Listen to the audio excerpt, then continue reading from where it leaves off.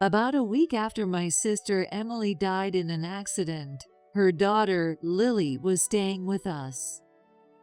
Fortunately or unfortunately, Emily often brought Lily over to visit, so the environment wasn't unfamiliar to her. On top of that, she was very attached to us. But we knew this situation couldn't continue indefinitely. So I decided to contact Emily's husband, David, again. The matter was mainly about Lily. "Hello, David. Is this a good time? I need to talk to you." What is it? We're strangers now, aren't we? Even with Lily in the picture, how can he act like this? "Well, what do you plan to do about Lily?" Frustrated with trying to choose my words carefully, I asked him directly, and his response shocked me. Oh, Lily, you can have her.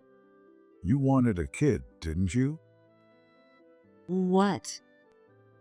The word slipped out before I could stop myself. What is he talking about? It took me a long moment to process what he'd said. I never wanted a kid. They're loud, and I hate that. This is a perfect chance to get rid of her, isn't it? At that moment, everything in me rejected David as a person. These were words no human, let alone a parent, should ever say, and I felt like I was choking. But I couldn't back down. From that point on, I vowed to protect Lily, no matter what. "Fine, we'll take custody of Lily since I can't trust someone like you to care for her. But in return, don't ever contact us again." Wait a minute. Just as I was about to hang up, I heard David's voice on the other end. In that case, give me the money you saved for fertility treatments. "My name is Ashley."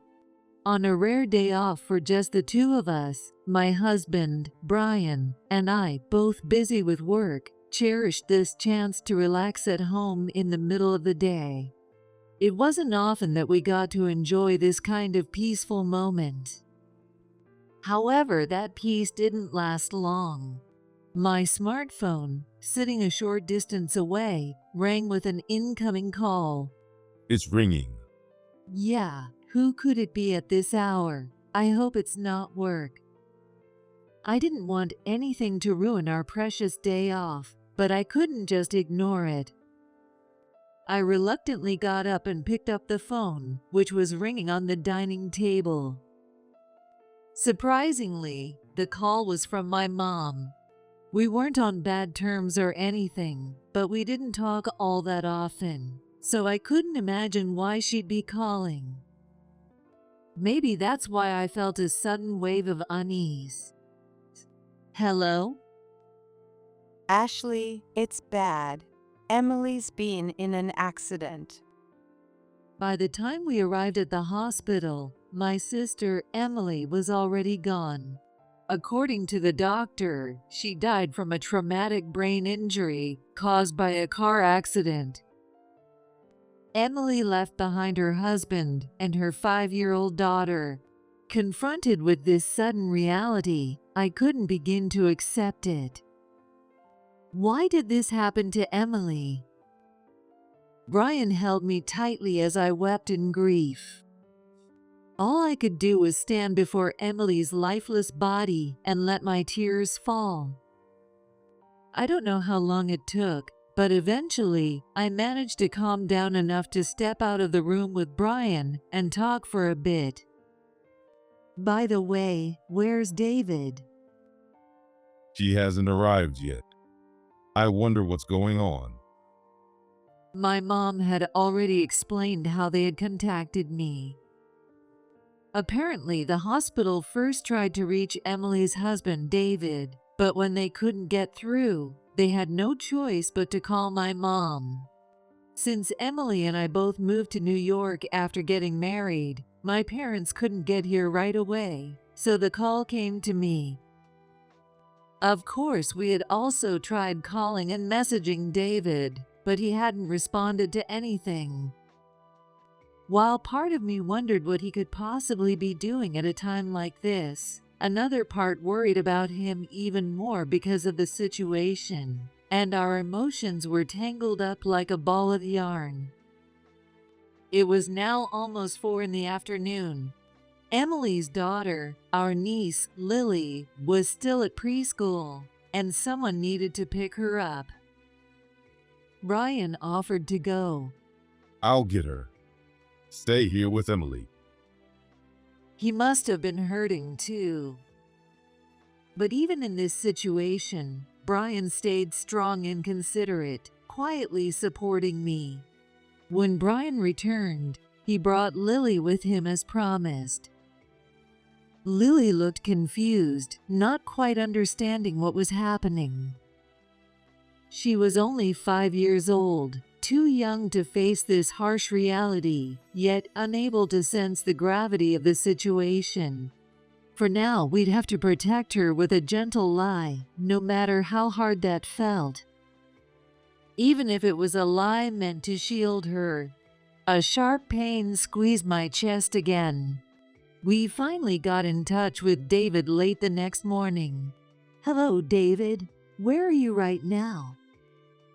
Lily had stayed with us overnight, but we hadn't heard a word from him. I could understand his grief over losing his wife, but leaving his daughter, Lily, behind like this didn't sit well with me. Oh, well, I'm at home. I immediately realized he sounded like he had just woken up. Or maybe he was slurring, as if he'd been drinking. Considering everything, it wasn't entirely unexpected. But for now, I pushed that aside and focused on his well-being. Lily is with us, so don't worry. Well, about Emily. David was silent for a moment before he spoke in a low voice. Yeah, I heard. What am I supposed to do now? He didn't cry or sound frantic. Instead, his voice was strangely calm. I felt something was off, but I figured he was just trying to keep it together, so I didn't mention it. "It's okay. We'll help you." There were so many things to handle, planning her funeral and dealing with paperwork. It seemed too cruel to expect him to handle everything alone in his state of grief. I thought if we shared the responsibilities, it would ease the burden, but David kept avoiding all of it, and in the end, my husband, Brian, my parents, and I took care of everything. During this time, we also looked after Lily. Brian and I had no idea what was going through David's mind. About a week after Emily passed away, Lily was still staying with us. Fortunately or unfortunately, Emily often brought Lily over to our house, so it wasn't an entirely unfamiliar environment for her. She was also very attached to us, which helped. But we knew this situation couldn't go on forever, so I decided to contact David again. This time, it was mainly about Lily. "Hello, David. Is this a good time? I need to talk to you." What is it? We're strangers now, aren't we? The moment I heard those words, I felt like I finally understood the truth behind his cold demeanor the day after Emily died. Maybe he doesn't care about the tragedy that happened to Emily. Even if that's not the case, how can he act like this when it comes to Lily? "Well, what do you plan to do about Lily?" Frustrated by trying to choose my words carefully, I asked directly, and his response shocked me. Oh, Lily, you can have her. You wanted a kid, didn't you? "What?" The words slipped out before I could stop myself. What is he talking about? It took me a long moment to process what he'd said. I never wanted a kid. They're loud, and I hate that. This is a perfect chance to get rid of her, isn't it? Do you even hear what you're saying? Didn't you hear me? I hate noisy kids. Let's be adults and have a calm conversation. At that moment, everything in me rejected David as a person. These were words no human, let alone a parent, should ever say, and I felt like I was choking. But I couldn't back down. From that point on, I vowed to protect Lily, no matter what. Fine, we'll take custody of Lily since I can't trust someone like you to care for her. But in return, don't ever contact us again. Wait a minute. Just as I was about to hang up, I heard David's voice on the other end. Reluctantly, I pressed the phone back to my ear. In that case, give me the money you saved for the fertility treatments. Emily was going to the doctor for that, right? You got your kid, so it's only fair. The fact that he was now asking for money made my skin crawl. This was beyond anything a decent human would do. That was about $3,000, right? I'll settle for that. Who does he think he is? My blood was boiling, but I forced myself to think rationally. If I give him the $3,000 now, it might keep him from bothering us in the future. If I pay it out of my own earnings, it won't hurt our finances too much. After a brief silence, I opened my mouth, my words feeling as heavy as lead. I'll pay you the $3,000. Just stay out of our lives forever. I appreciate your understanding. He gave me his account details, and I immediately hung up. I couldn't stand to hear his voice for another second. The man disgusted me. That night, I felt a twinge of regret over my decision. Maybe I should have discussed it with Brian. What would Lily think about all this? Doubts kept surfacing one after another. Are you crying, Ashley? What? It wasn't until she pointed it out that I realized I was in tears. Hey, Lily, do you want to go back to your dad? There was a brief pause for some reason. That reason became clear with her next words. No. He's scary. So what David had said was true. I asked Lily, following my impulse. Would you like to live with us from now on? Yes. She didn't smile, but her expression softened just a little as she answered. Time flew by, and over 10 years have passed since Lily came to live with us.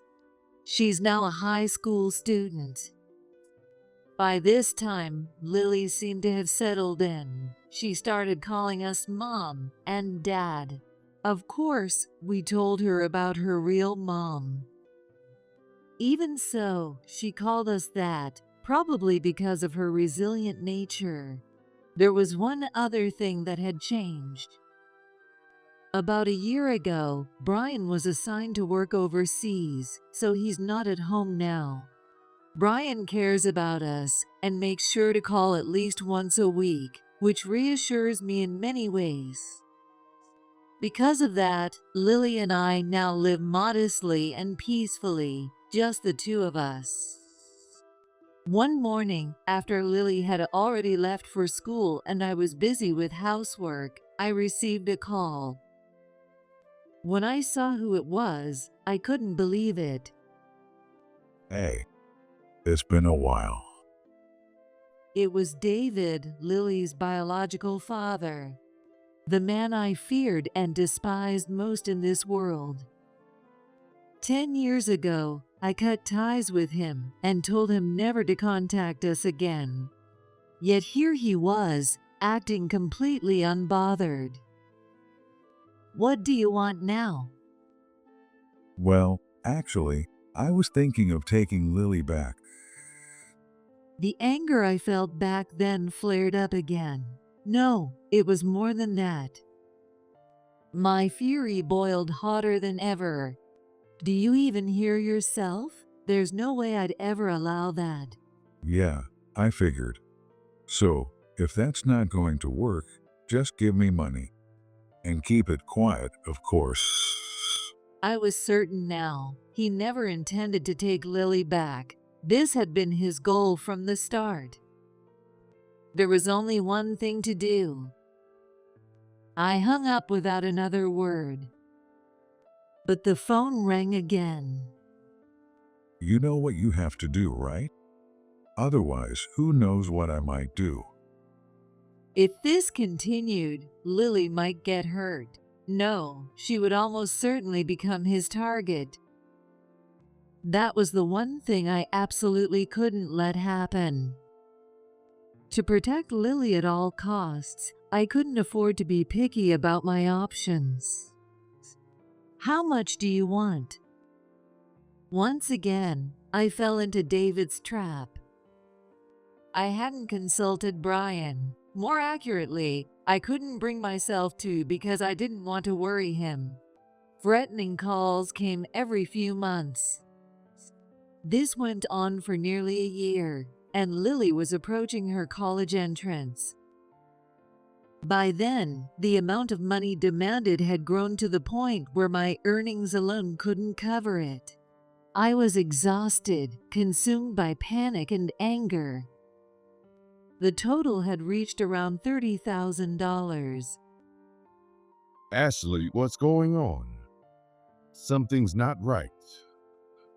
I was reaching my limit. My behavior had started to give me away, even over the phone. I'm sorry. When you come home, there's something I need to talk about. Okay, but can't we talk about it now?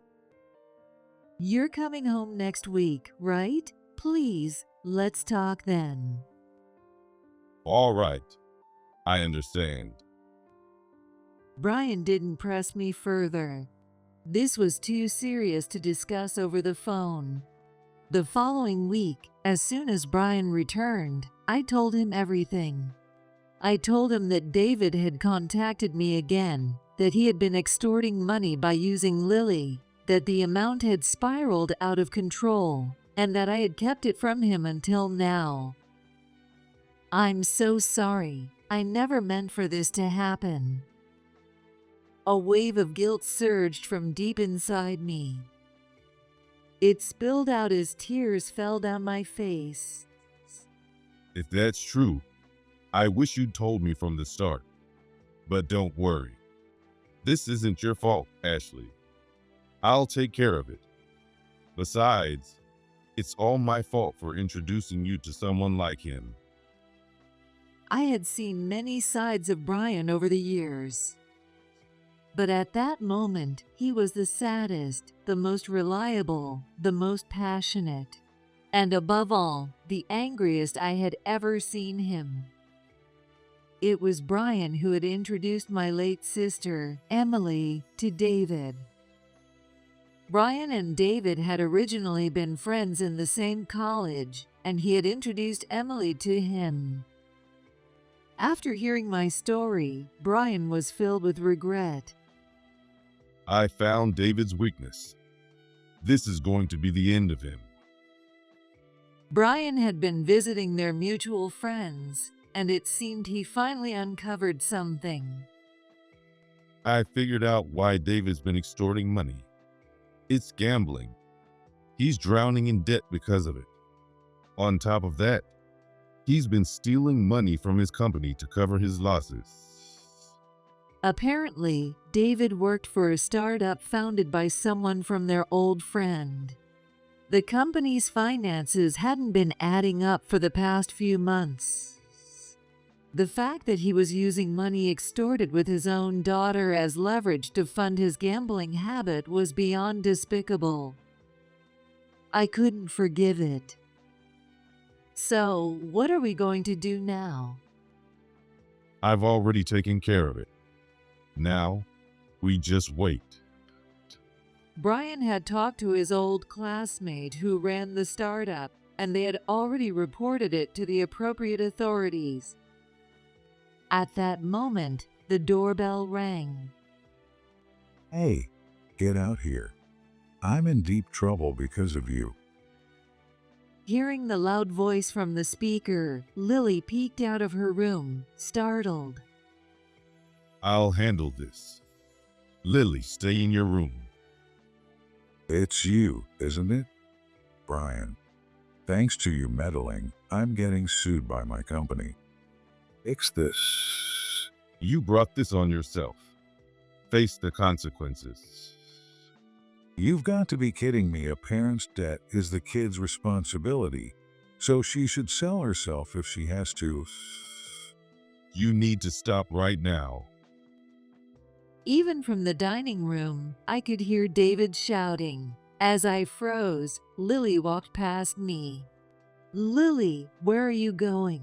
Stay in your room. She looked back and gave me a reassuring smile before heading to the front door. Well, Lily, you've grown. I'm their daughter now. We haven't seen each other in 10 years, and that's how you talk to me? But too bad. You're my daughter. The only one who should feel bad here is you. Once you're 16, you can choose your own parents. I'm 17 now, and I choose who my parents are. I've never thought of you as my father, not even once. If you keep hurting my parents, I'll report you for child neglect. Lily spoke firmly, without hesitation. Brian and I, who had followed her, were stunned by her words. Without our knowing, Lily had done her research and stood up to David with incredible composure. I could only imagine how scared she must have felt. Acting all grown up? Fine. I'll leave for now. His voice seemed to tremble a little. Maybe he hadn't expected to be struck down by someone like Lily. With that, David turned on his heel and walked away. I'm amazed. I didn't know you'd been studying so much. I was just as shocked, maybe even shaken to the core. I never imagined that a day would come when Lily, whom I thought I'd been protecting all this time, would end up protecting me. I'm really surprised too. Thank you, Lily. Then Lily smiled, a smile brighter than I'd ever seen, though there was a hint of shyness. I should be the one thanking you.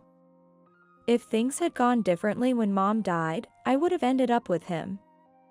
Just imagining that life scares me. But you and Dad took me in and raised me. I've always been grateful, and I always will be. So, thank you. My vision blurred with tears. I couldn't see Lily's face clearly through the distortion. Even so, I hugged her tightly, with all my strength.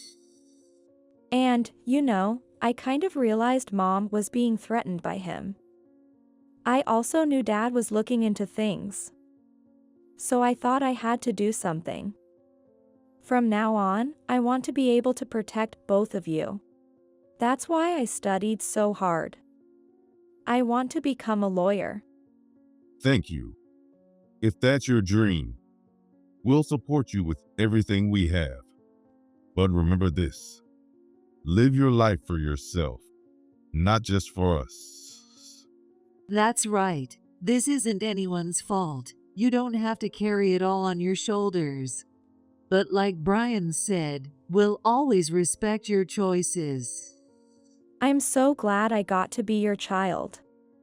We cried, laughed, and hugged each other tightly, all three of us together. A few more years passed, and Lily graduated from the law department of a university in New York, officially becoming a lawyer in training. Tuition, exam fees, and all the other expenses weren't cheap, but thinking of Lily made none of it a burden. In fact, being able to support her felt like the greatest blessing. Brian felt the same way and worked even harder to provide for us. Since that incident when David confronted us, he seemed to have stopped harassing us. Not a single call came, and we enjoyed truly peaceful days. There's something I want to talk to you about. Shortly after Lily started working at a law firm, she asked to sit down with Brian and me. A bit nervous, we took our seats at the dining table. I'm thinking about pressing charges against him. By him, she undoubtedly meant David. I couldn't help but wonder if it was even possible to sue after nearly 20 years had passed. Can you really do that? It's been so long. Yes, I can. And if it works out, we might even get back the money Mom gave him. I won't pretend I understand all of this. But do whatever you think is best, Lily. David deserves to be sued. We have no objections. I agree with Brian, but don't worry about the money. Don't push yourself too hard. Okay. The trial began, and it was over in no time. Both the civil case for child neglect and the criminal case for blackmailing me ended. Unsurprisingly, in our favor. David was ordered to pay damages. The total amount was around $50,000. It far exceeded the money he had extorted from us. But since David was already drowning in debt, he couldn't possibly pay that amount and was ultimately forced to declare bankruptcy. After all the trials wrapped up smoothly, I saw David for the first time in years. He looked utterly worn out. Lily, Don't ever show your face again. Goodbye. Her cold words cut deep, but he didn't deserve any sympathy. And just like that, a long, drawn-out battle came to an end. According to Brian, who heard through the grapevine, David turned to loan sharks after his bankruptcy and was now living a harsh life. He had been abandoned by his friends and peers, and he was likely struggling to get by. He declared bankruptcy, didn't he? Why would he turn to loan sharks? Apparently, even after everything that happened, he couldn't stop gambling. He wasn't always like this. Brian reflected on the past with a sigh. From what we knew of him back then, David had seemed like a bit of a carefree guy, but none of us ever imagined he'd end up like this. It was truly a case of karma. Meanwhile, Lily's career as a young lawyer was off to a promising start, and she seemed incredibly busy every day. She prioritized cases related to child abuse and neglect. It went without saying that her own upbringing influenced her choices. Whenever I saw her tirelessly working, I worried a little, but more than that, seeing her live such a fulfilling life brought a smile to my face. Today was Emily's Memorial Day, and we had decided to visit her grave together as a family. Lily, are you ready? Lily had taken the day off for the occasion and was dressed modestly and respectfully. Not long ago, she was still my little niece, but now she had grown into a remarkable lawyer and a beloved daughter. As I felt the swift passage of time, a mix of happiness, nostalgia, and a tinge of sadness washed over me. I'm almost done. Okay, got it. I left Lily's room. As Lily grew older, she began to look more and more like Emily. Perhaps that's where this sense of melancholy came from. Sorry to keep you waiting. Mom, what's wrong? Her words jolted me back to reality. I realized I was crying. It felt oddly familiar, like something that had happened a long time ago. That's always how I am. When I'm overwhelmed, tears come before words. Oh, it's nothing, just a yawn. I wondered if Lily saw through my lie, but it didn't matter. All right, let's go. Emily's grave was in our hometown. After about a 2-hour drive with Brian at the wheel, we finally arrived, and it was just as it had always been. Her grave still stood quietly in a peaceful rural mountain setting. It had been years since we last visited, but my parents must have been coming here often. The gravestone and flowers were well cared for. Hi, Mom. It's been a while. Lily gently ran her hand over the gravestone. Seeing that, I found myself tearing up again, and I spoke to Emily in my heart. So much has happened, but Lily has grown up to be so incredible. She's a lawyer now, helping so many children. I promise to keep her happy from now on.